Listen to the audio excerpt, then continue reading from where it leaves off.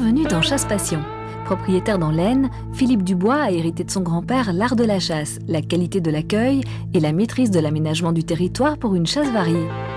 Ensuite, Christian de Normandie nous fera découvrir la réserve naturelle que constitue le barrage de Lauzon.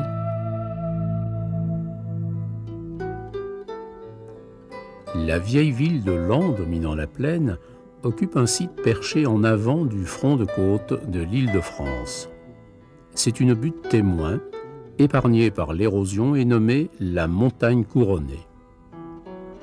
La cathédrale, dédiée à Notre-Dame et entreprise en 1160, appartient au gothique de transition, encore riche de réminiscences romanes.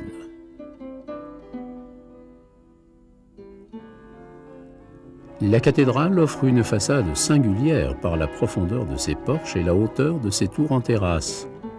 Entourant des scènes de la Nativité et du Jugement dernier, le portail central abrite des scènes dédiées au couronnement de Marie. La cathédrale domine la plaine champenoise où nous visitons le domaine du Marais, aménagé par Philippe Dubois, pour la chasse aux perdreaux, aux faisans et aux canards majoritairement, bien que le sanglier et le chevreuil y soient maintenant présents. Vous êtes au domaine du Marais, à Machecourt, donc pas loin de Laon, une ville connue dans l'Aisne. Et cette propriété a été créée au début du siècle par un monsieur qui s'appelait Dupère-Dussin, qui était un des pionniers de l'aviation française, qui malheureusement, à cause de l'aviation, a fait faillite. Et mon arrière-grand-père a racheté le domaine, qui tombait un petit peu amoureux de ce site. Comme moi, je suis tombé aussi amoureux dans mes jeunes années du site. Et donc, suite à des problèmes de succession, comme on peut avoir dans toutes les familles, j'ai pas voulu que le domaine parte, j'allais dire, vers d'autres cieux, et j'ai racheté le domaine. J'ai complètement changé la gestion du domaine, puisque à l'époque, les terres de mon grand-père, les terres étaient en fermage. J'ai eu une chance assez inouïe de pouvoir récupérer les terres, puisque les agriculteurs partaient à la retraite. J'ai donc récupéré les terres dans un premier temps. Je voulais m'agrandir au niveau agricole, je n'ai pas pu, puisque dans l'Aisne, il est assez difficile de trouver des terres en quantité. Et donc, je me suis retrouvé avec 110, 120 hectares de terres agricoles qui ne me suffisaient pas pour entretenir le domaine et pour vivre. Et là-dessus, comme le domaine avait une partie chasse, j'allais dire mes chasses d'invités de mon grand-père était industriel, et donc avait des invités, avait une chasse tout au long de l'année, mais que d'invités. Et comme je m'occupais à la fin de sa vie, c'est moi qui m'occupais aussi bien de l'organisation, de l'accueil, des tracts, etc. Donc je me suis dit pourquoi pas essayer de lancer une activité commerciale de chasse sur ce domaine, sachant que à cette époque, il y a 6-7 ans, je me suis mis à maîtriser le côté agricole.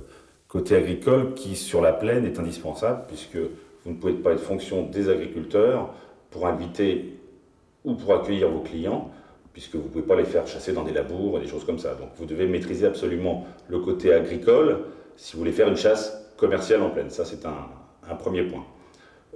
Là-dessus, on a fait des aménagements pour passer en commercial, j'allais dire, que ce soit des agrandissements de rendez-vous de chasse, comme vous voyez ici, avec un bar qui peut accueillir une trentaine de personnes, que ce soit bien entendu des aménagements qu'on verra tout à l'heure et qui peuvent être plus ou moins importants suivant, j'allais dire, le portefeuille. Le domaine du Marais est situé sur les communes de Machecourt et de Pierrepont. Il est composé de 300 hectares, dont 130 hectares de terres agricoles, que vous voyez ici, entourant un bois, une dizaine d'hectares principalement, avec un autre petit bois de 3-4 hectares, et le tout étant donc encastré dans des marais spécifiques à la région, marais de la Souche, qui sont composés de roselières, de bourseaux, de petits bois, tout à fait spécifiques, je vous dis, à la région, dans lequel nous trouvons chevreuil et sanglier. Tout ce qui concerne la gestion de la chasse au petit gibier se fait naturellement en plaine et dans le bois central, où se trouvent des faisans vénérés, le bois qui était aménagé, tel que nous allons le voir plus tard. Toute la plaine également a été aménagée. J'essaye de concilier l'agricole et le plaisir de la chasse et la gestion de la chasse. C'est relativement très difficile, mais enfin on essaye de faire ce qu'on peut avec les moyens du bord.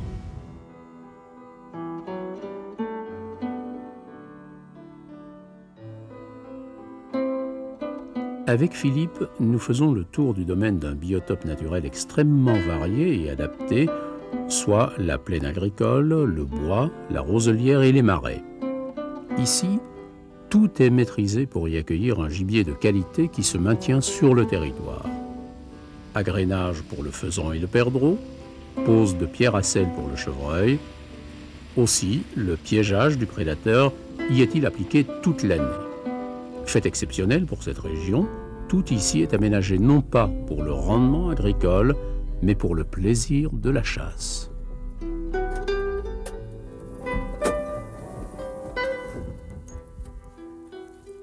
Donc Pratiquement, donc là vous avez devant vous une parcelle donc agricole de 10 hectares, donc cette année il y avait du pois, qui a été aménagée un petit peu différemment puisque vous avez en bordure de la parcelle contre la route une bande de maïs de 12 mètres de large, donc qui nécessite déjà un effort financier puisque du maïs sur 12 mètres de large ça ne va pas donner un rendement extraordinaire. La parcelle de pois en plus a été, j'allais dire, découpée en plein milieu par une bande de maïs également en U, donc que vous apercevez là-bas. Immédiatement après la récolte de pois, ressemer, bon ça c'est pas sorcier, ressemer en moutarde. Alors par contre, au lieu plutôt de faire 10 hectares d'une seule variété, on a mis de la moutarde, on a mis des radis fourragers, on a mis première fois que j'essaye cette année, des bandes de tournesol qu'on a ressemées donc fin juillet, donc qui lèvent déjà très bien. Une petite bande de pois qu'on a laissé de temps en temps le long du maïs, etc. Un agrénoir portable donc qui est mis, qu'on ne peut pas laisser puisque le côté agricole quand même est quand même assez important. Donc ce sont des agrénoirs portables qu'on met immédiatement après la moisson. Il y en a partout dans toute la propriété. L'autre côté du chemin, vous avez là du blé qui a été récolté assez tard cette année à cause de la météo, où on voit la moutarde, pareil, radis et tout ça qui est en train de lever. Et si on fait la comparaison avec mes voisins, vous voyez bien que de l'autre côté, bah, tout est nu. Hein. Donc il est sûr que entre, je ne sais pas, là vous avez 10 hectares, là vous en avez 30 ou 40, où vous voyez des terres qui ont été déchaumées. Il est sûr que ce soit le perdreau, enfin si on parle précisément du perdreau en plaine, vous avez que du déchaumage, qu'un grand champ de maïs de 20 hectares. Il est sûr que le perdreau aura une tendance à venir ici et à stabiliser ici plutôt que de l'autre côté. Que vous apporte cette diversité? Alors la diversité, c'est, de toute façon, c'est aussi un plaisir de l'œil parce que là, la moutarde commence à lever. Si vous revenez dans un mois, avec les petites bandes, ça sera beaucoup plus visible. Mais vous avez en plus de ça un côté négatif agricole, un côté négatif financier agricole, c'est sûr. Hein, de faire des petites bandes comme ça prend du temps, ça coûte cher. De se mettre du tournesol rien que pour faire de l'engrais vert, c'est une petite folie. C'est pas évident à gérer, mais il faut savoir aussi ce qu'on veut. Moi, j'essaye de concilier les deux. Je fais mes comptes. Ils penchent un petit peu plus en faveur de la chasse au point de vue dépenses, mais bon, c'est aussi un plaisir. Je pense que si j'avais cette propriété vraiment que pour faire de l'argent, je ne l'aurais pas gardé, je l'aurais vendu et j'aurais fait autre chose. Alors le maïs en bande? Le maïs en bande, très important pour tout, pour les abris. Hein. Là, on vient de subir un petit orage. Le gibier est automatiquement avec des agrénoirs collés, des agrénoirs portables ou fixes collés au maïs. Ça, très important, c'est, j'allais dire, moi je pense, plus de la moitié de la réussite. Les petites bandes de maïs, beaucoup de petites bandes. Alors, tout compris, les mobiles et les fixes, à peu près 90 agrénoirs, ce qui paraît énorme, mais il faut savoir qu'arrivé au mauvais temps, on va dire mi-novembre, pratiquement tout le gibier revient aux agrénoirs automatiquement. Bon, du grain, du blé, hein, tout bêtement. Il faut savoir que la disposition des agrénoirs est importante aussi. Toujours mélanger les bandes, maïs, des repousses de pois qui vont donc se transformer en boue ou en sable, un petit abri avec des cultures différentes. Le gibier, spécialement le perdreau, aime bien divers mélanges de cultures. On peut croire qu'il n'aime pas le nu, mais c'est faux. Il aime bien se pouiller de temps en temps dans de la terre, s'abriter dans le maïs pour les prédateurs, et après dans de la moutarde ou d'autres bandes d'engrais verts, sans aucun problème. Ici, nous sommes en lisière de bois, en lisière avec un de aménagement bois, particulier. Tout à fait, avec une fameuse butte de façon à sécuriser les tirs aussi bien des postés que des marchands, avec en plus une petite bande de maïs d'une vingtaine de mètres de large en lisière du bois. Donc les postés sont derrière le maïs. Donc double intérêt. Bon, le premier intérêt de la butte, c'est la sécurité, hein, que si jamais il y a un marchand qui ne respecte pas les normes de sécurité et les consignes de sécurité, de toute façon, il n'y a aucun danger. Et en plus de ça, c'est un énorme avantage, c'est que la végétation poussant assez facilement sur ces buttes, le gibier s'envole et arrive pour les poster à une hauteur assez agréable à tirer. Le maïs est là aussi, bien entendu, pour maintenir le gibier autour du bois. Toujours un petit chemin entre les deux, coupé, bien net, avec des agrès noirs tout autour, de façon à maintenir le gibier.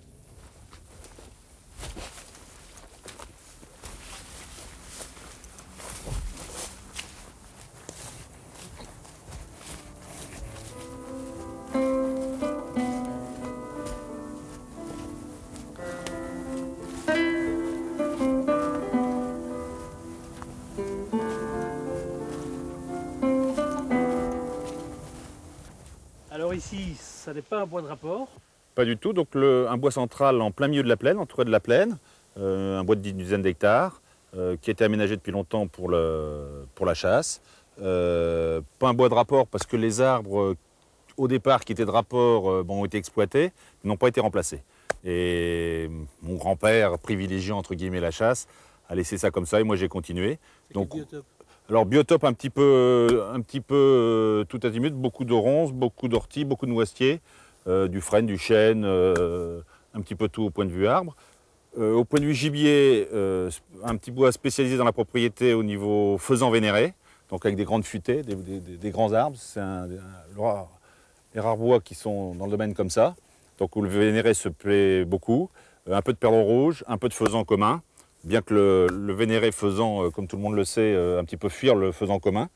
Donc ce sont quand même des bois qui ont été aménagés depuis très longtemps par des petits sentiers, on appelle ça des petits sentiers de chasse. Hein. Donc chaque chasseur a son petit sentier, donc problème de sécurité aussi. Chaque chasseur démarre le bois avec son sentier, finit le bois avec son sentier, va tout droit, donc ne peut pas se retrouver devant quelqu'un d'autre, etc. Problème de sécurité aussi avant tout. Ces sentiers ont besoin d'être entretenus, aussi bien pour le gibier d'ailleurs que pour la végétation, sont entretenus régulièrement. Bien entendu des agrès noirs un peu partout. Au milieu, il y a eu une petite anecdote, c'est que j'ai eu pas mal d'arbres d'abattus suite à une grande tempête il y a 6-7 ans. Et nous avons, j'ai fait des souchets pratiquement tout le milieu du bois afin de le diviser en deux. Et maintenant, je cultive carrément au milieu en culture à gibier. Donc cette année du sorgho fourragé et du sorgho grain au milieu. Ce qui me permet donc d'avoir deux moitiés de bois quand j'ai moins de fusils.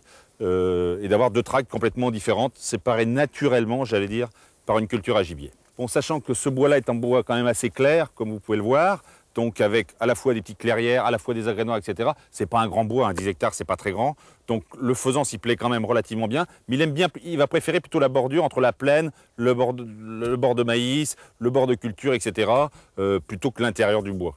Et par contre, il aime bien aussi les roselières, spécifiquement pour la nidification. Il descend volontairement tout au long dans le bas de la propriété, nous avons pas mal de roselières. Et donc il va souvent nidifier là, plus facilement que là. Le vénéré reste dans le bois, lui ne bouge pas. Ses grandes futaies, il affectionne particulièrement ses grandes futaies.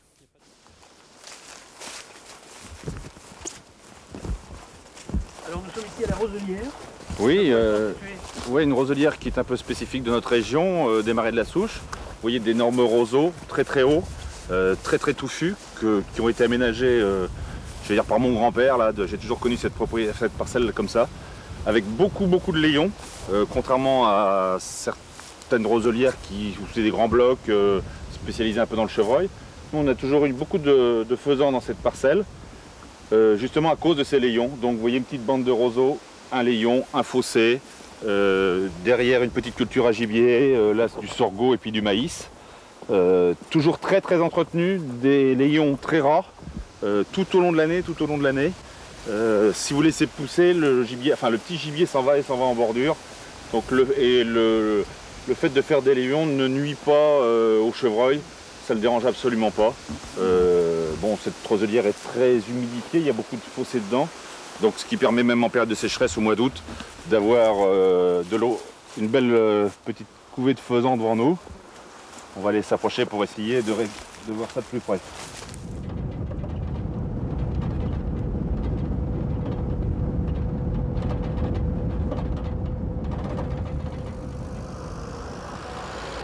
Un petit étang aménagé depuis très longtemps pour le calvaire. Bon, les marais de la Souche ici sont assez réputés pour tout ce qui est gibier d'eau, donc nous spécialement le colvert. Aménagé avec différentes profondeurs d'eau, telles que l'aime le colvert. Des nichoirs pour le printemps, pour la reproduction, des nichoirs qui permettent aux cannes de protéger leurs petits et d'éviter que les corbeaux saccagent la couvée. Une volière pour les appelants, bien entendu. Et enfin, pour finir, des buttes tout autour de l'étang qui permet aux chasseurs d'être derrière et de ne pas avoir de coups de fusil dangereux, de tirer des canards que très haut. Et nous, quand on fait voler les canards à l'intérieur des roseaux, de ne pas recevoir de plomb, malgré les consignes de sécurité. Il est sûr que des appelants dans une volière attirent automatiquement du canard. Je n'ai pas un attelage spécifique tel que peut l'avoir un huttier très compétent. Nous, de temps en temps, on a la chance ici, dans les marais de la Souche, d'avoir pas mal de passages. Donc, on profite de ces passages-là pour les attirer. Mais ça n'a rien de très, je veux dire, contrairement à la gestion du perdreau, etc., là, je ne suis pas très professionnel dans le canard et je ne suis pas un huttier passionné, bien que j'aime bien chasser le canard et que mes amis aiment bien chasser le canard. Mais je ne suis pas un fanat, je ne peux pas vous dire qu'il faut mettre un court cri, un long cri. Bon, je connais la technique, mais je ne suis pas un spécialiste là-dessus. Pour conclure, rappelons que dans un monde agricole en pleine mutation économique, le maintien de la vie sauvage est étroitement lié à l'existence d'espaces où la biodiversité est la clé de tout succès pour la présence du petit gibier. Nous sortons du bois, nous sommes pratiquement à la jonction des terres agricoles et des marais. Vous avez ici une parcelle d'orge qui a été ressemée après la moisson avec de la moutarde, des radis fourragés, encerclée d'une bande de maïs avec les arénoirs portables qui ont été mises après la moisson. Tout ça pour maintenir les perdreaux et favoriser autant de faire se peut la gestion du perdreau. La moutarde, très précisément? La moutarde se met un rang sur deux pour qu'elle ne soit pas trop humide et qu'elle s'assèche à l'automne assez rapidement parce que le gibier n'aime pas trop les grandes surfaces mouillées. Par contre, ici, vous avez un champ de moutarde qui a été semé au mois de mai, qui a été traité à la floraison avec des hormones, de façon à la fois à nettoyer le champ de toutes les mauvaises herbes, mais aussi qui me permet d'avoir des brandons de moutarde complètement desséchés, ce qui va permettre à ce champ de rester debout tout l'hiver, de garder un couvert entièrement tout l'hiver, alors que les maïs auront été récoltés, que les autres cultures ont été enlevées. Des petits layons ont été faits, des petites coupes ont été faites dans ce champ, pour favoriser aussi la présence d'insectes de façon pour les perdreaux et pour les faisans. Ces layons sont entretenus régulièrement et vous avez de l'herbe jeune qui repousse dedans, assez basse, à côté de grands brandons où le gibier peut se réfugier et se camoufler à l'aise.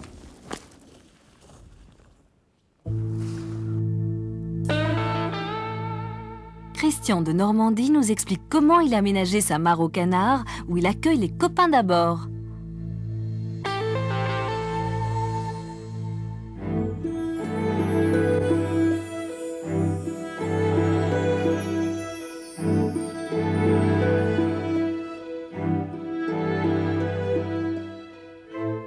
Nous entrons dans la ferme de Maurepaire, dans le département de l'Aube. Une ferme paisible, dont les plus anciennes dépendances remontent à la fin du XVIIe siècle.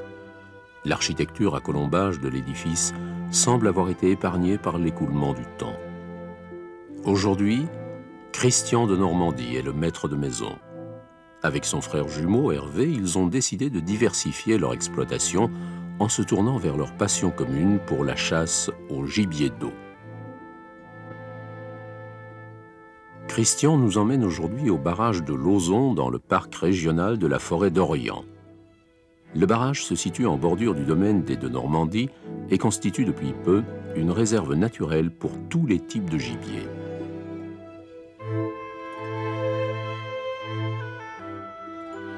On se trouve dans le barrage réservoir Aube qui s'appelle ici le bassin de Lauzon. C'est un lac qui sert à réguler le cours de la Seine et plus particulièrement à emmener de l'eau à la ville de Paris. Et donc en ce moment, nous sommes en position basse et commence à remplir à nouveau le barrage réservoir qui sera à son maximum milieu de l'été. Donc le principe, c'est de stocker de l'eau à la période hivernale. Donc on commence à être à la période où le bassin se remplit. Et au mois de juillet, donc milieu de l'été, à nouveau, le lac est plein et à nouveau on commence à le revider pour envoyer de l'eau à Paris à la période où la ville manque d'eau. Nous avons démarré il y a 7 ans maintenant, en 1989, la première année, et uniquement la première année en chasse au gibier d'eau. Donc canard, bécassine, vanneau, éventuellement des oies, mais ça reste exceptionnel. Et nous avons démarré l'année d'après des journées de chasse en plaine pour faire connaître la chasse au gibier d'eau, puisqu'on s'est aperçu que les chasseurs de la région connaissaient bien la chasse en plaine, et il y avait une demande pour la chasse en plaine. Mais finalement, ils connaissaient relativement peu la chasse au gibier d'eau, donc on a démarré une activité de chasse en plaine en plus, au mois d'octobre et novembre, où là on fait des lâchers de perdreaux et de faisans, puisque malheureusement il n'y a plus de gibier naturel en plaine sur notre exploitation. Et ça nous a permis de ramener un petit peu de chasseurs pour le gibier d'eau. Notre domaine chassable s'étend à peu près sur 220 hectares, hein, essentiellement de plaine. Il y a un étang de 14 hectares et un étang de 2 hectares. On achète des jeunes canards qu'on lâche sur l'étang à 5 semaines et qui nous servent d'appelant tout au long de l'année. Au maximum, on peut chasser, on a 26 postes sur le grand étang. Mais à part les premières chasses d'ouverture où il y a énormément de demandes puisque les autres chasses ne sont pas ouvertes, après c'est très variable. Ce matin nous étions 5, il y a des jours on sera 10, 12. Plus on avance dans la saison, moins on est nombreux puisqu'il commence à faire froid. C'est vraiment ce qu'on appelle les sauvaginiers, donc les chasseurs de gibier d'eau qui viennent exclusivement à cette époque-ci. Hein. Les autres chasseurs préfèrent venir plutôt en saison, soit faire de la plaine et du canard en même temps, soit faire que du canard, mais plutôt ce qu'on appelle les battues de début de saison, où il faut quand même avouer qu'on tire une partie des canards qui ont été élevés sur l'étang. Donc là, ils sont sûrs d'un tableau et ça les rassure. À son niveau le plus bas, le barrage de Lauzon est le refuge idéal pour le gibier d'eau. De petites mares abritées offrent un refuge appréciable aux petits comme aux grands gibiers. De plus, en période de chasse, le gibier d'eau s'y replie volontiers puisque la retenue d'eau est visible de loin. Vous faites combien de canards sauvages par an? De canards sauvages par an, en moyenne, c'est 500-600 par an, hein, de vraiment sauvages. Hein, puisqu'il faut savoir que nos appelants sont bagués, donc on sait exactement le nombre d'appelants lâchés et le nombre d'appelants tués tous les ans. C'est quel type d'appelant?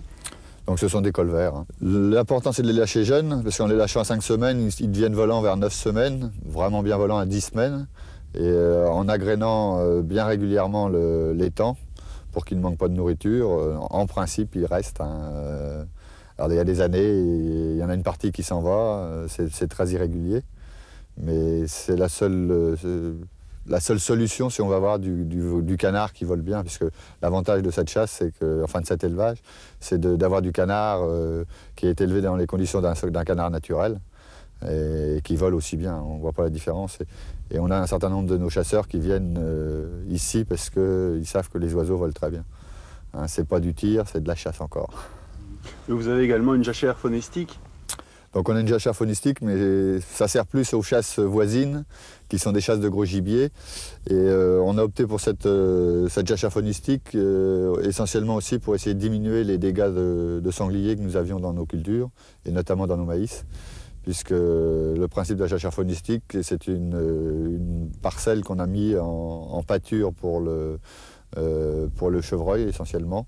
Et on a fait une petite parcelle de maïs au milieu pour tenir les sangliers. Mais vous ne chassez pas le gros gibier sur vos terres?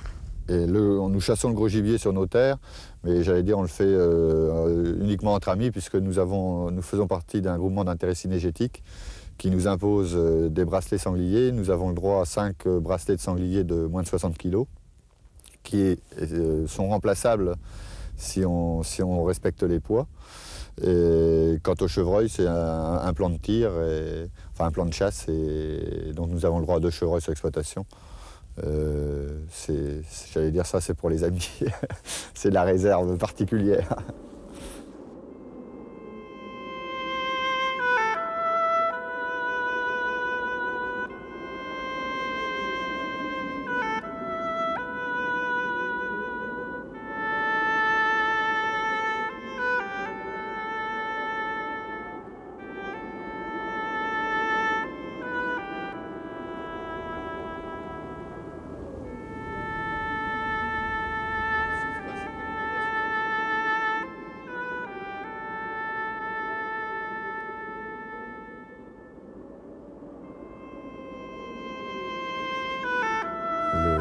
Le lac joue pour le gibier d'eau comme une réserve, et ils le savent, ils reviennent très vite, mais pour le gros gibier, c'est exactement pareil.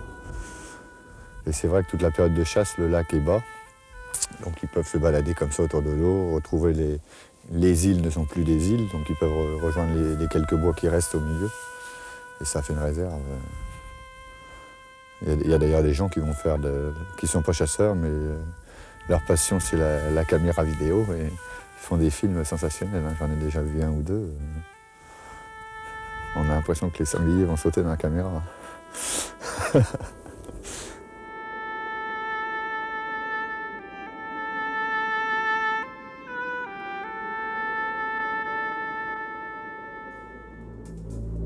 Votre prochain rendez-vous est le portrait d'un éleveur pour bien choisir son chien.